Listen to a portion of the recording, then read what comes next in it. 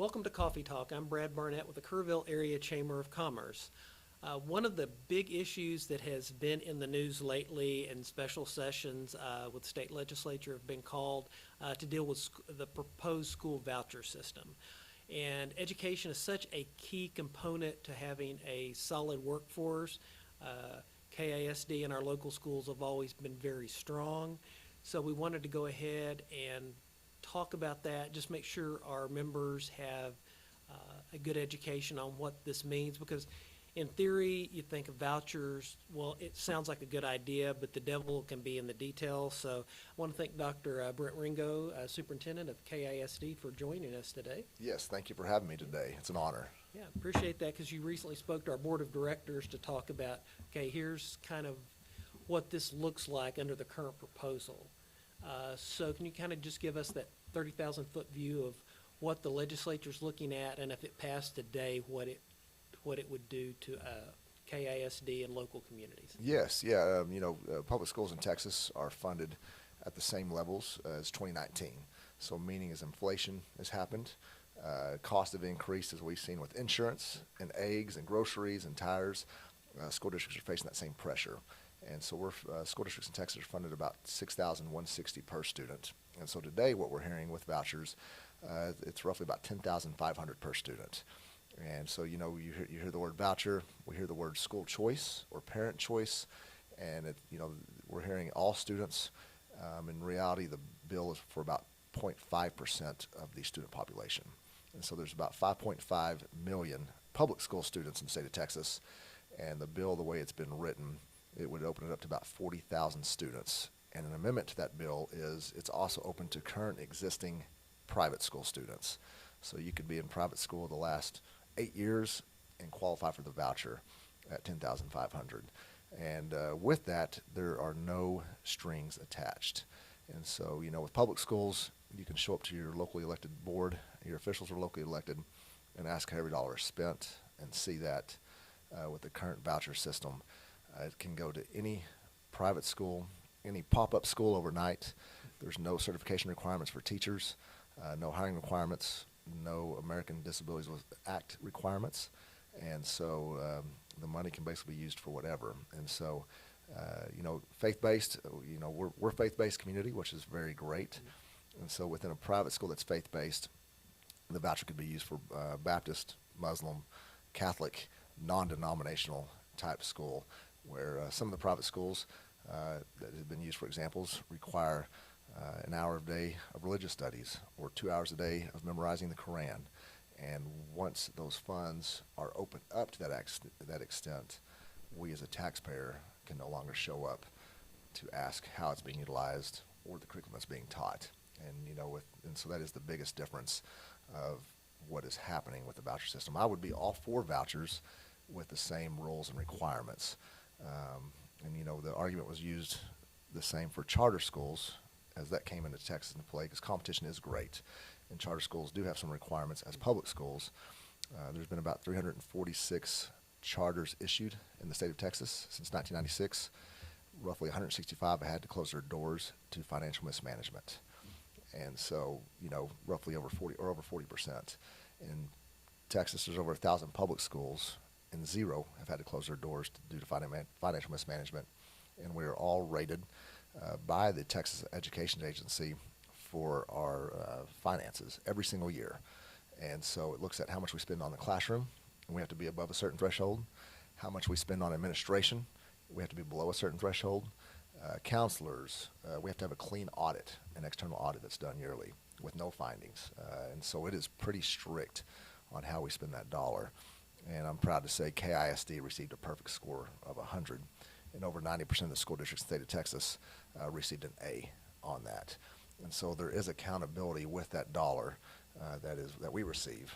And but under the current voucher proposal, there really is no accountability, and that's from the text of the bill, where it notes it does not require any form of hiring requirements, certification requirements, or ADA compliance for students. So no level playing field. And one of the things you brought up, I just want to make sure that kind of I and everybody understands. So you're getting a little over $6,000 per student per year. Yes, sir. And that's if they show up every day. If the, so It's not upfront funding. So it's based on Okay. average daily attendance. So Okay. so me, Brent Ringo, say I'm a fifth grade student. If I showed up every single school day, we would receive 6,160. Under the voucher bill, it's immediate. You don't have to show up every day. So as soon as I qualify, and if I'm a current private school student, there's going to be a $10,500 allotment made, and even if I don't show up every day. So it's, the private schools get to choose who they select. It could be certain religious criteria. It could be sports. And, I could open up a store or a storefront, call it a school, and we could focus on basketball half the day. And the curriculum I choose is also not governed under this new voucher bill. And so what we do teach is governed by the state of Texas and the Texas Education Agency. It's called the TEKS.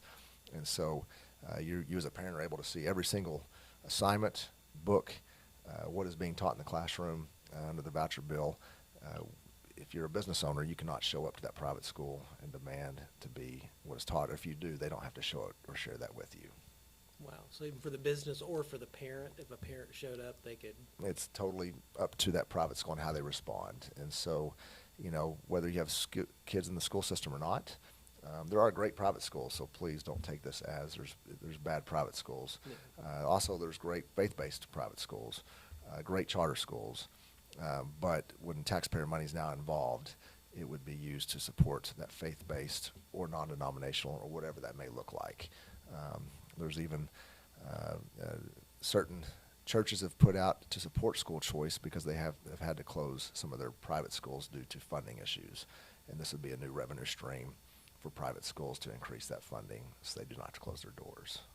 Well, that to me just sound well, and I guess the thing that's interesting to me too is the fact that I'm assuming there's not going to be an increase in the money the state's giving KISD. So if this goes into effect, you're getting about $4,000 less a year than what that same student would get at a private school. Yeah, correct? under the current bill proposal, there's been discussions of increasing what we would receive by roughly $400 to $700 per student. So it'd still be below $7,000. When the special session ended in May of 2023, the voucher proposal was for roughly about $8,000 per student.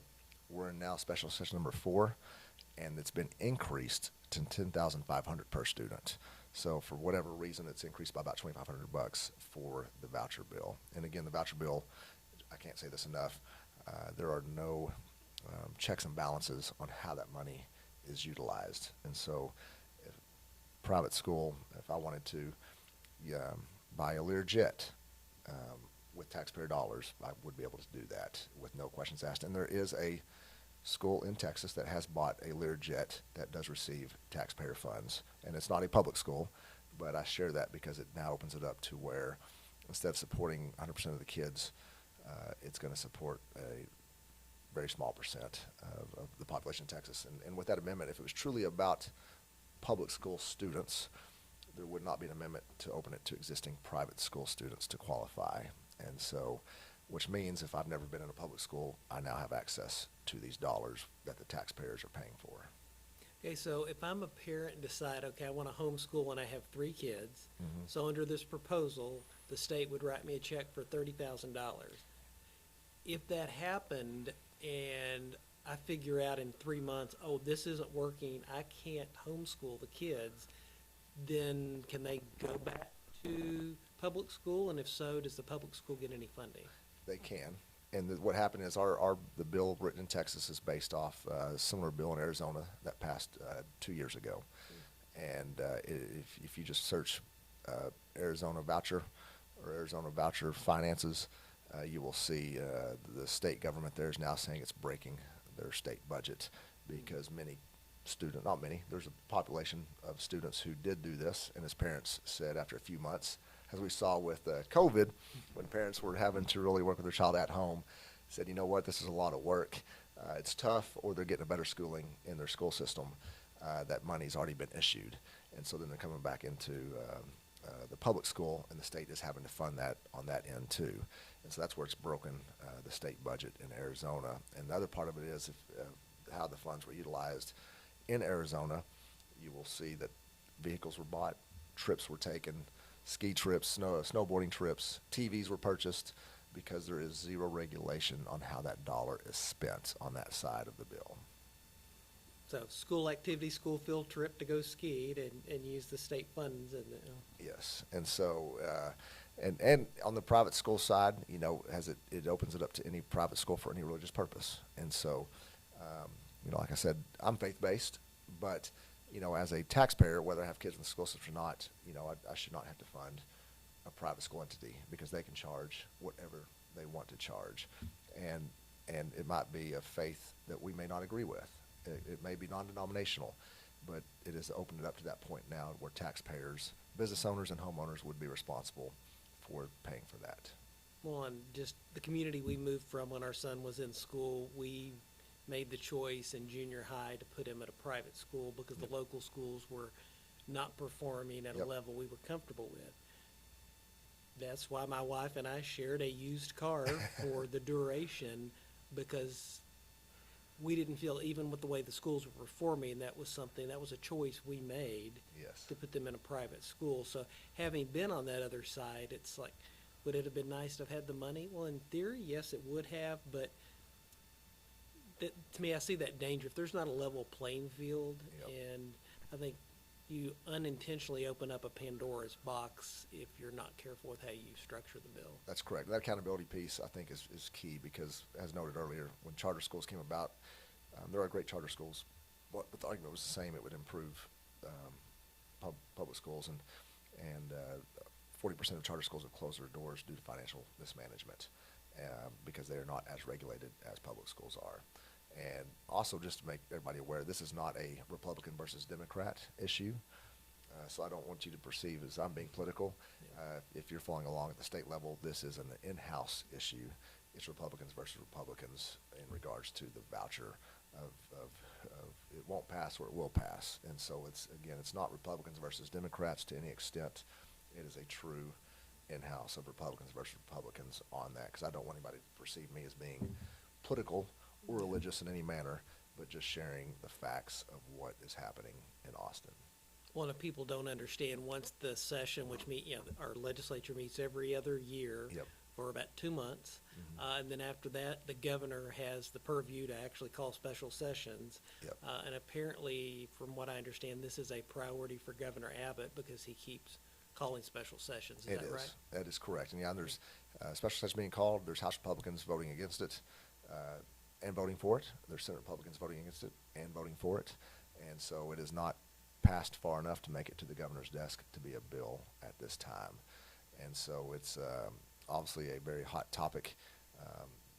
I do support parent choice and support it.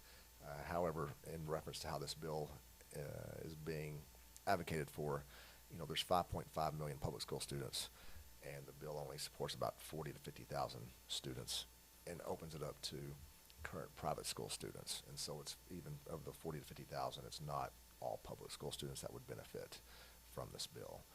And so it's pretty eye-opening when you read the text of the bill, because, as I said, I am for parents to be able to choose how their child is educated. And as a taxpayer, also, I want to also know how my dollar is being spent. Well, because, again, having been a former, college educator, I'm passionate that education can make such a huge difference in, someone's life, their earning potential, whether it's trade programs, whatever that looks like.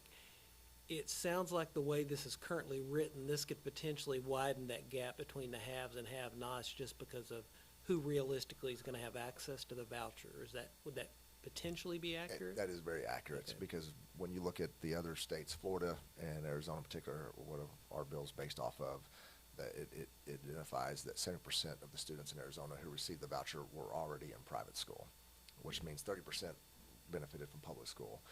And it does open up that gap, and that impacts students in particular. And also to share, the state of Texas this last week shared the economy here is booming, and in that sharing of news of I believe the 5th largest economy in the world, and part of that brag was the state of Texas has over a 90% graduation rate from from our public high schools, which is 5th in the nation. It's phenomenal. Kerrville ISD, we fluctuate anywhere above 95 to 97%, so we are one of the top in the nation with our graduation rates. College Board, which is a national standard for AP courses in the United States, Tybee High Schools earned honorable recognition from that. And so if you hear the argument, public schools are failing or schools are just not performing, when you look at national standards, we are performing very, very well. And so there are national standard tests that show that. But there's also tests out there that are state developed where it shows that we do struggle at times. And however, it's a state developed test in our own colleges, A&M, Texas Tech, Texas State, UT Austin, do not utilize those scores for any of our students in regards to admission. And so when you focus on AP, when you focus on CTE certifications, industry certifications, we are leading the nation across the board in that area. A lot of great things are happening in the state of Texas. That's good, because I think, a lot of times people just aren't informed of, what's going on, either at the national or the local level. Yes. So I think that's really important to kind of Yep. get that information out there. And I think you're generally willing, if groups wanted you to come out, I'm sure they can reach out to your office, and I'm sure you're willing to present on what KASD is doing at any point. Definitely, and we invite groups into our schools. Our schools are community schools. They reflect our community. And yesterday we hosted Leadership Kerr County at Tybee High School and Hal Peterson Middle School, HPMS. And they're able to see our students and teachers in action, see the great things that are happening, because there are many great things happening every single day in classrooms across the state of Texas. Well, I know a lot of communities struggle with their facilities, and Yep. Having had the opportunity before the new junior high, middle school opened, to get to come out there and actually see it, just Yes. phenomenal facility, see all of the thought that went into it, just school security is such a big issue Yes. that KISD had really done their research, and just a beautiful facility. One of the most beautiful facilities I've ever seen for a campus. And to highlight that piece, that money came from what's called Interest in Seeking Fund. The voters approved a bond program, and that can only be used for construction or renovation of facilities. And so we have successfully closed out the 18 bond program, and that funding can never be used for salaries, general supplies. And so there's two sides of the operation of the school district, which is M&O, and M&O is where the 6160 is that we're funded at. And that's our teacher salaries, our counselors, custodians, maintenance. It's been noted and state level that schools are underfunded to this day. There was a commission to what can be done to keep and attract high quality teachers, noting priority one, compensation and funding being it, because there are many districts across this state who have adopted deficit budgets and running a unbalanced budget due to not having new money to operate with. But if that was not done, potentially losing people in the classroom, bus drivers, custodians, and so it has been with operating at the same revenue levels as 2019 with increased expenditures. It has been very, very tough as far as to make a budget work, and will continue to be tougher if there is no new money. And there can be new money without raising taxes. Yeah. There was a $63 billion surplus at the last biennium, and currently in October, our state comptroller said he projects a roughly an $18 billion surplus as of now. So the 63 plus 18 together, not saying that all goes to public education, but there could be some things done that would benefit public education without increasing any form of taxes for a business owner or homeowner. Well, and just looking at the fact as we continue to grow as a state, Yep. I forget the most recent number, but I think it's over 1,000 people move to Texas every day. Yes, it is. So then, even though you're giving that same dollar per student, your school districts are having to add facilities. So there's a lot of challenges. And again, it's a good problem to have. We have people coming here versus leaving the state. Yeah, that's right.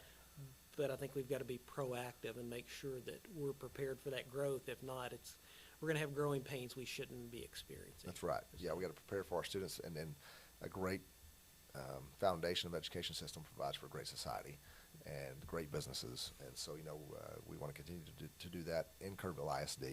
We have a lot of business partners, industry partners, and want to maintain that. And as growth comes to Kerrville, we want to grow that for our students because that opens up a lot of doors for our students as they contribute to society and graduate from Tybee High School. Well, just as we wrap up, one thing I like to ask, our business owners, community leaders, how's your staffing? So I guess that would be, where's KISD at as far as teachers, bus drivers, all that? Great question. There is a shortage in the United States of teachers, and so especially in Texas. There's a shortage of bus drivers. I am proud to say our big push in May when I started was to make sure we had every classroom teacher spot filled. So we have 100% of our teacher vacancies filled. Awesome. With a teacher in every single classroom, and every bus driver spot is filled because they are vital to getting our students to and from school safely from their home. And so we are fully staffed there. However, we are not fully staffed, has not just in the public sector, but in the private sector. We're short custodians. We are short student nutrition workers, grounds crew, just in about every other area. Classroom aides, we are short, just as the private sector faces. There's just not enough people with all that growth coming. Mm-hmm. And, we want to be competitive, and that will continue to be a focus as we move forward in KISD to make sure we have a teacher in every single classroom. Awesome. Well, that's good news. Anything I haven't touched on or you haven't talked about on the voucher or KISD that our viewers need to know about? Just to highlight, many people don't know this about KISD, but we have 13 career and technology pathways where our students can earn industry certifications, and that's everything from auto mechanics to assistant nurse certification, and when most people get out of school, we have to pay for these industry certifications, but at Tybee High School that is free to our students. We also have, our students can earn a pilot license. Wow. Or a aeronautic mechanic license too, and they can be hired to work on the engines of airplanes immediately out of high school.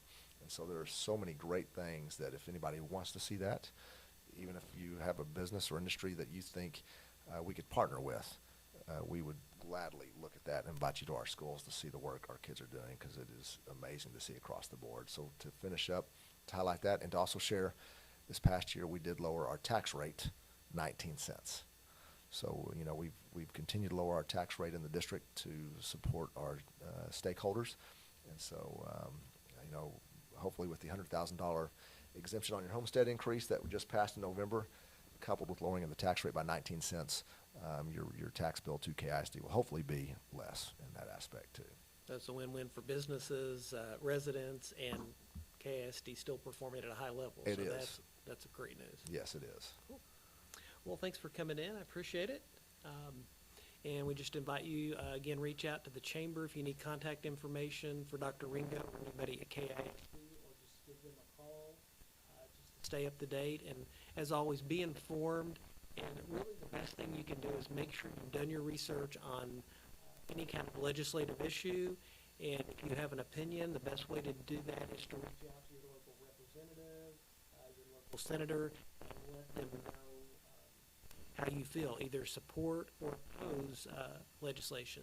And especially with the special sessions being called, we would just encourage you to be an educated voter and be involved in the process. So we will see you next time on the Kerrville Area Chamber's Coffee Talk.